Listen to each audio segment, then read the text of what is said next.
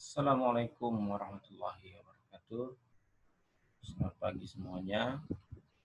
Pada kesempatan kali ini saya akan mempresentasikan, membagi sharing ilmu terhadap perencanaan sistem tenaga listrik. Nah, bagian batavia dari perencanaan sistem tenaga listrik.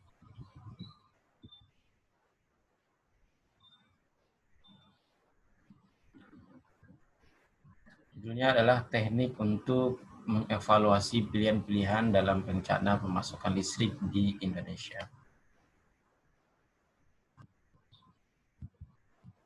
Kenalkan terlebih dahulu, nama saya adalah Hasbi, mahasiswa manajemen tenaga listrikan dan energi Universitas Indonesia. Langsung saja kita masuk ke dalam slide-nya, yaitu perencanaan pemasukan listrik. Kegiatan perencanaan pemasukan listrik ini bukan pekerjaan yang kompleks dan saling berkaitan. Nah, dalam perencanaan tersebut terdapat sejumlah masalah ketidakpastian.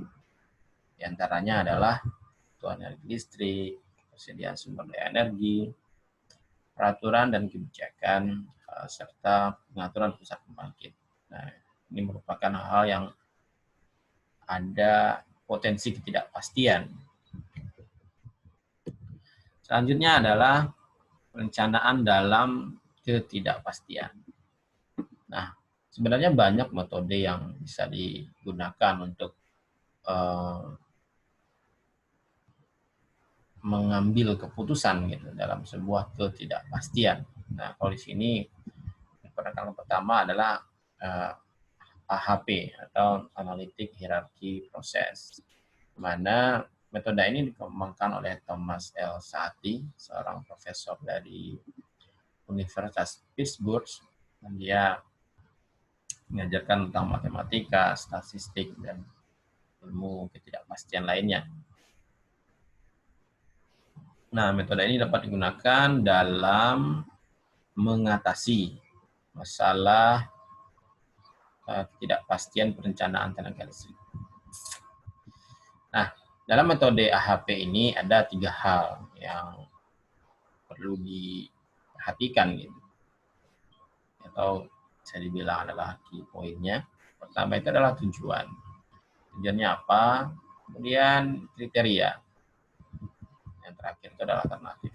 Kalau tujuannya adalah memilih pembangkit yang diinginkan, tentu ada kriteria yang ditentukan, seperti harga, di situ faktor terhadap ramah lingkungan, kemudian adalah ketersediaan bahan bakar. Dan terakhir itu adalah alternatif. Nah, jadi alternatif nanti naik ke kriteria dan akhirnya malah nyampe tujuan. Nah, di sini alternatifnya ada 3. PLTU bahan bakar batu bara, PLTD berbahan bakar BBM, dan PLTG gas. Nah, sebenarnya alternatif ini menurut Thomas L. Saati sendiri itu idealnya dibatasi sampai 7. Plus minus 2, berarti 9. Nah, selanjutnya kita masuk ke tahap AHP selanjutnya, itu buat prioritas atau bobot dari kriteria. Dan di sini ada istilah yang dikenal dengan relative preference. Berarti hal yang lebih disukai dan sifatnya ini sangat subjektif. Dan di sini ada 9 nilai dari 1 sampai 9. 9 itu extreme important. Dan yang paling bawah itu adalah equally important. Nah, disinilah permainan seni menentukan metodenya, dan yang menentukan nilainya ini tentulah orang yang ahli di bidangnya, agar keputusan yang akan diambil itu lebih baik. Nah, di sini ada tabel dari perbandingan antara kriteria gitu. Jadi kan kriterianya ada harga, ramah lingkungan, ketersediaan. Nanti masing-masing kriteria itu dibandingkan, dan nanti ada proses perhitungan secara matematisnya. Nah, di sini tampilkan yaitu alternatif. Tadi kan alternatifnya ada 3 pembangkit, PLTU, PLTD, PLTG. Nanti masing-masing pembangkit itu dibandingkan. Misalnya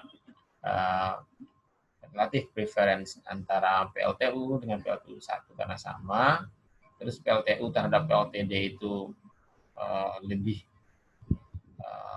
menyukai, lebih memilih PLTU itu lebih baik 5 kalinya. Jadi nilainya 0,2 seperti perbandingan pada slide sebelumnya. Juga PLTG. Nah, nanti juga ada perbandingan relatif preference antara PLTD terhadap PLTG dan PLTG sendiri. Nah, ini hanyalah nilai perbandingan-perbandingan. Nanti sebenarnya cari itu adalah bobot prioritasnya. Nah, ini ada nih. Bobot prioritasnya. Bobot prioritas. Nanti setelah didapatkan bobot prioritas ini, nilai yang awalnya tadi, yang ini tabel paling atas, nanti akan disusun ulang. Nah, di sini mendapatkan bobot prioritasnya. Jadi ini adalah bersumber dari tabel ini. Kemudian hal yang sama itu pun dilakukan terhadap kriteria yang lain, ramah lingkungan. Caranya pasti sama. Nanti yang dituju itu adalah bobot kriterianya. Juga terhadap ketersediaan bahan bakar. Nah, nanti caranya sama seperti yang awal, yang harga tadi. Nah, nanti akan dicari ini adalah bobot priority. Nah, setelah dapat bobot priority terus ditabulasi lagi. Nah, di sini ada kriteria weight.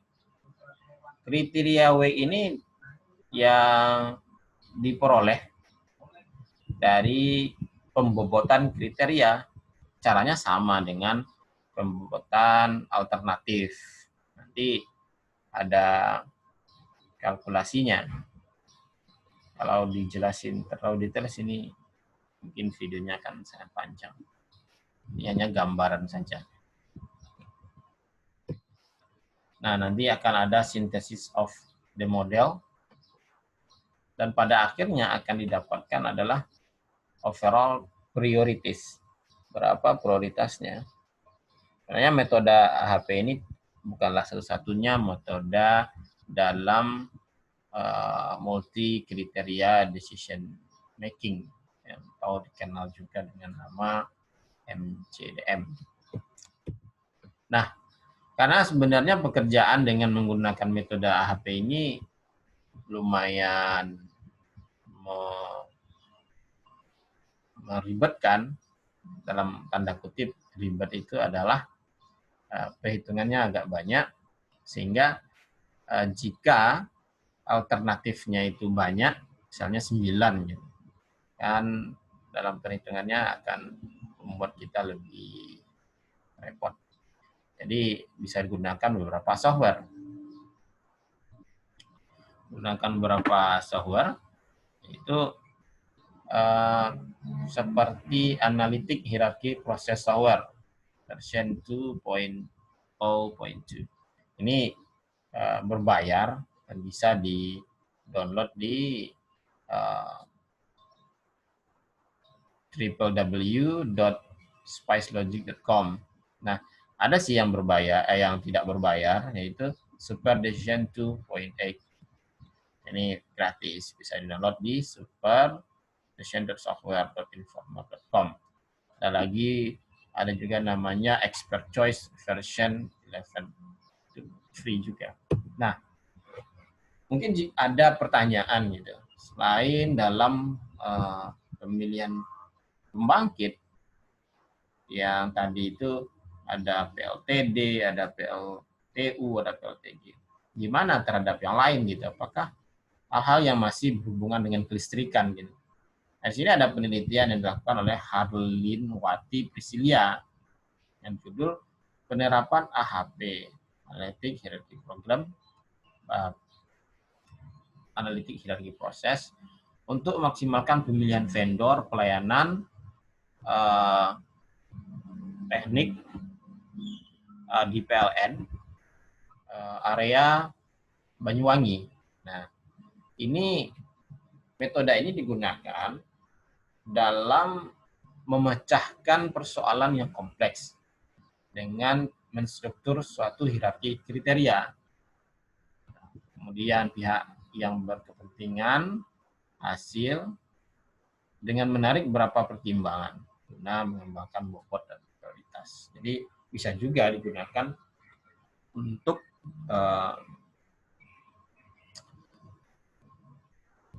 pemilihan vendor pelayanan teknik.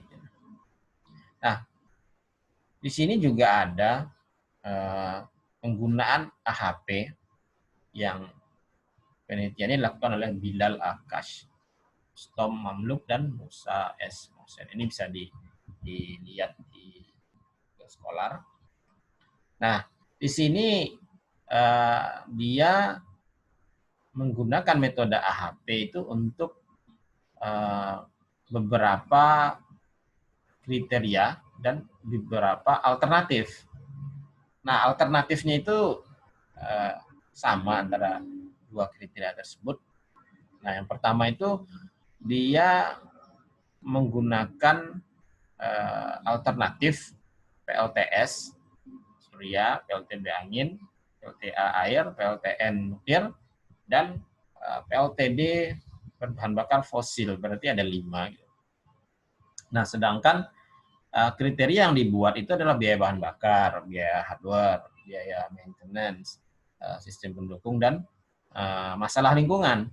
Nah, sini ada 5 kriteria terhadap 5 alternatif. Dan tujuannya nanti adalah pemilihan electric power plant. Kemudian alternatifnya masih sama pada tahap kedua, cuman kriterianya dibuat berbeda. Nah, di sini kriteria tahap 2-nya adalah efisiensi sistem, reliability system, ketersediaan bahan bakar, ekonomi nasional, manfaat sosial, dan keamanan sistem. Nah, ini kita bisa lihat pada slide selanjutnya ini, di mana di sini seperti tadi yang kita lihat di slide yang seperti kita bahas. Nah, sini kan ada solar, wind, hydro, nuclear, and fossil fuel. Nah, sini ada pembobotannya. Kalau kita lihat ini fossil fuel itu bobotnya lebih tinggi gitu. 0,540. Fossil fuel di sini boleh saja di sini batu bara gitu. Nah, tadi saya membuatnya PLTD. Nah, kemudian ada 5 ini yang figure 2 cost hierarchy diagram. Ini ada 5 alternatif, 5 kriteria. Nanti pada tujuannya adalah optimum system, mana nanti yang bobotnya lebih tinggi. Kan tadi AHP itu fungsinya untuk membuat pengambil keputusan berdasarkan bobot prioritas gitu ya. Jadi kalau kita lihat dalam gambar 2 ini optimum sistemnya adalah fossil fuel juga nuklir gitu. Jadi nuklir itu 0,429. Selanjutnya ada fossil fuel. Fossil fuel ini kan bisa BBG, bahan bakar gas atau bahan bakar minyak gitu. Kemudian kalau kita lihat dari sisi alternatif, yang paling besar kan fossil fuel. Kalau untuk cost of fuel.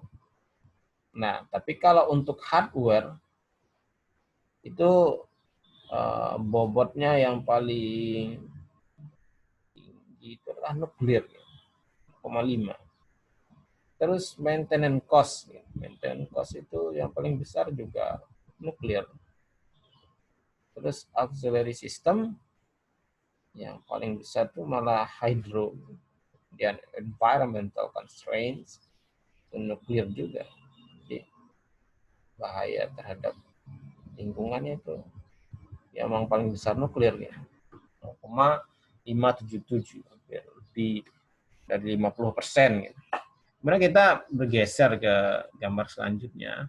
Pada gambar 3 ini, benefits hierarchy diagram. Nah, di sini alternatifnya masih sama, cuma kriterianya saja yang berbeda. Ada sistem efisiensi, ada sistem reliability, availability of fuel, national economy, social benefits, and systems safety. Sini kalau kita lihat gambarnya ini, kalau sistem efisiensi, efisiensi itu yang paling tinggi bobotnya adalah wind generation. Tapi kalau kita lihat alternatif ini, kan banyak nih ya nilainya pastilah beragam-agam.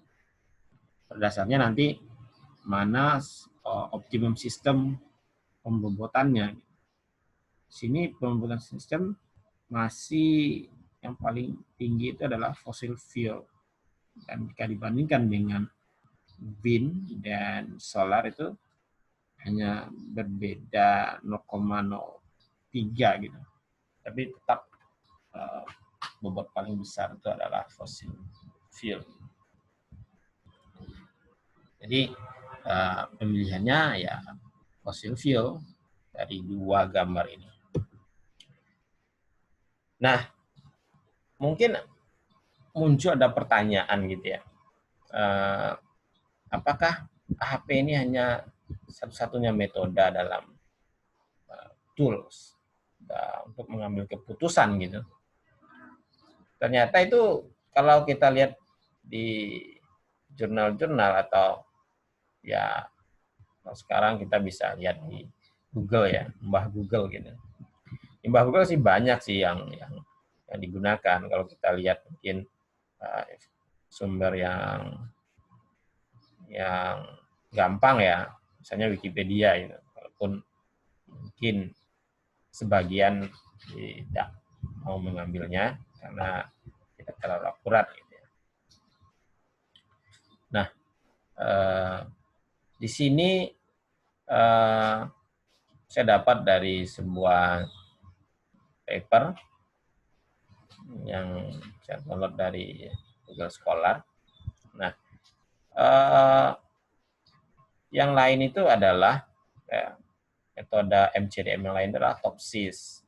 TOPSIS, ya kalau bahasa kerennya Technique of Order of Preference by Similarity to Ideal Solution. Nah, ini contoh aplikasinya digunakan proses evaluasi air conditioner manufacturer or pemilihan vendor. Pada dasarnya, prinsipnya adalah alternatif yang dipilih harus memiliki jarak terdekat dari solusi ideal dan jarak terjauh dari solusi ideal dari sebuah sudut pandang geometrik yang menggunakan jarak Euclidean untuk menentukan kedekatan relatif dari sebuah alternatif dengan solusi optimal. Ya bahasanya sedikit jelimet sih. Kemudian ada SAW, Simple Additive Weighting. Jadi kan konsep dasarnya ini dari metode ini adalah berdasarkan penjumlahan bobot. Jadi bobot yang dijumlahkan yang didapatkan dari rating performa masing-masing alternatif dan kriteria. Jadi kan seperti dari awal itu kan kita metode pengurusan itu ada tujuan, ada kriteria, dan paling bawah itu hierarkinya adalah alternatif. Kemudian ada PROMITI. Kalau panjangannya adalah Preference Ranking Organization Method for Enrichment of Evaluation. Nah, Di sini kriteria yang dipakai adalah ranking yang lebih tinggi. Ranking yang lebih tinggi. Kemudian ada juga nih multi attribute utilities theory atau MAUT, kan malaikat maut ya. Pada dasarnya adalah sebuah metode yang digunakan untuk mengetahui bagaimana tren, kecenderungan risiko perusahaan dan ketidakpastian dalam metode pendukung multi criteria methods. Ini masih metode lain gitu selain AHP. Ada juga yang namanya fuzzy set theory. Mungkin mendengar fuzzy bagi mahasiswa yang belajar pemrograman mungkin sedikit familiar gitu. Yaitu perkembangan teori klasik memungkinkan penyelesaian masalah berhubungan dengan data yang tidak presisi. Kemudian ada juga case-based reasoning yang dikembangkan oleh Lee dan Sun, di mana metode ini untuk memprediksi ya kesulitan finansial dalam sebuah perusahaan 1 tahun sebelum kesulitan aktual terjadi. Ada juga namanya data involvement analysis atau DEA. Nah, metode ini untuk membantu pengambil kebijakan sebuah negara dalam menentukan tindakan yang lebih prioritas untuk bagi keamanan jalan raya.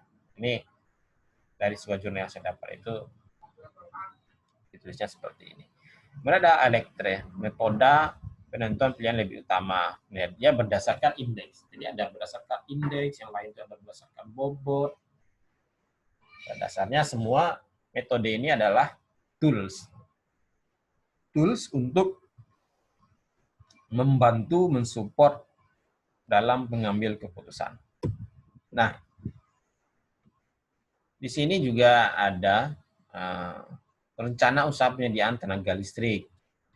Ini sumbernya adalah RUPTL 2019-2038. Karena tadi bicara tentang pengambilan alat pembantu pengambilan keputusan, ya nanti pada akhirnya bermuara ke rencana usaha penyediaan tenaga listrik. Di sini ada sedikit informasi yang ingin kita bagi. RUPTL itu gunanya apa gitu ya? Nah, gunanya adalah memberikan pedoman dan acuan sarana tenaga listrik PLN dalam memenuhi kebutuhan tenaga listrik di wilayah usahanya secara lebih efisien, terencana, dan berwawasan lingkungan. Nah, dalam perencanaannya itu tentu mempertimbangkan banyak faktor. Gitu. Ada faktor kebijakan, seperti kebijakan pemanfaatan energi prima, perlindungan lingkungan, tingkat cadangan. Kemudian juga mempertimbangkan target rasio elektrifikasi. Ada juga pertumbuhan ekonomi, pertumbuhan jumlah penduduk, pertumbuhan dan jumlahnya. Kemudian ada inflasi secara ekonomi dan target pengembangan EBT. Karena sekarang pemerintah gencar mengembangkan energi baru dan terbarukan seperti energi solar dan wind turbine. Nah, ini ada informasi tentang kapasitas terpasang PLN. Nah, pada akhir 2019 Desember total kapasitas terpasang dan jumlah pembangkit PLN holding dan anak perusahaannya mencapai 43,856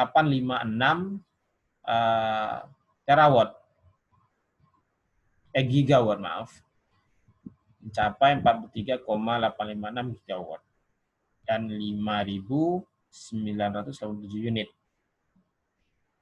Dan di Jawa itu terpasangnya itu 69,24%, hampir 70% itu, karena memang sebagian besar pusat beban itu ada di Jawa, karena penduduknya juga banyak.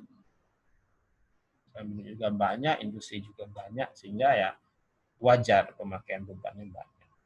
Total kapasitas terpasang mengalami peningkatan sebesar 5,18% dibanding Desember 2018. Nah, persentase kapasitas terpasang per jenis pembangkit sebagai berikut. Kalau kita lihat di sini, yang paling banyak itu adalah PLTU gitu. 20.750,50 megawatt atau 20,75 gigawatt. Dan paling sedikit itu 0,04% itu PLT Surya atau PLTS dan PLT Bayu, karena ini memang masih baru ya. Nah, di sini ada gambar yang memperlihatkan diagram ya, diagram batang yang memperlihatkan jumlah kapasitas terpasang. Kemudian di sini yang paling banyak itu kan PLTU gitu. Terlihat 20.750,50 megawatt. Kemudian di sini ada perkembangan kapasitas terpasang PLN. Ini PLN ya. Nah, dari 2011 sampai 2019 sekitar 9 tahun. Nah, tetap saja perkembangan yang paling besar itu PLTU. Walaupun kita lihat kalau di diagram batang ini dari 2015 ke 2016 ada penurunan sampai 2018 memang sedikit sih, slightly decrease. Jadi di 2019 malah kalau kita bandingkan itu lebih sedikit daripada 2015, sedikit lebih sedikit, rasanya kurang keren ya. Nah, ini adalah perkembangan, ini ditarik jauh ke belakang pada akhir Repelita 1. Mungkin zamannya Pak Soeharto kali ya. Zamannya Soeharto beberapa kali Repelita ini. Akhir Repelita 1, Repelita 2, Repelita 3, Repelita 4, Repelita 5, Repelita 6. Jadi ada 6 Repelita. Nah, itu ada perbandingan Repelita 1 sampai Repelita 6 dan tahun 2019. Nah, ini perkembangan sangat drastis gitu ya. Dan lagi-lagi PLTU itu juga mendominasi ya. Kemudian PLTGU juga menduduki nomor 2. Dan PLTD dan PLTMG itu nomor 3. Sedikit itu PLTP dan PLTP ya. Nah, berdasarkan Undang-Undang Nomor 14 Tahun 2017 terhadap pembangunan infrastruktur dan ketenagalistrikan. Pembangunan infrastruktur ketenagalistrikan melalui swakelola PLN. Nah, dalam hal ini kalau dibangun oleh PLN, kriterianya apa saja? Yaitu PLN memiliki kemampuan pendanaan untuk ekuitas dan sumber pendanaan murah, risiko rendah, pasokan bahan bakar tersedia. Nah, jika dilakukan oleh pengembang pembangkit listrik, nah kondisinya seperti apa? Itu membutuhkan pendanaan yang sangat besar, risiko yang sangat besar, risiko pasokan bahan bakar cukup tinggi, pembangkit sumber energi baru dan terbarukan, ekspansi dari pembangkit PLN yang ada. Ini yang risiko besar dan dananya besar. Ini adalah referensinya. Saya ngambil dari buku Bapak Profesor Zuhal, kemudian juga Enrique MU, ya, ada bukunya Practical Decision Making, ada dari RPTL 2019, 2028, kemudian statistik PLN. Nah, ini ada sumber jika nanti ingin mengetahui lebih dalam. Sekian sharing ilmu dari kita. Semoga apa yang disampaikan ini ada manfaatnya. Jika ada kata-kata yang tidak pada tempatnya mohon maaf, tidak ada maksud atau tendensi buat apa-apa. Mungkin ada khilaf, namanya juga manusia yang lagi belajar. Terima kasih. Assalamualaikum warahmatullahi wabarakatuh.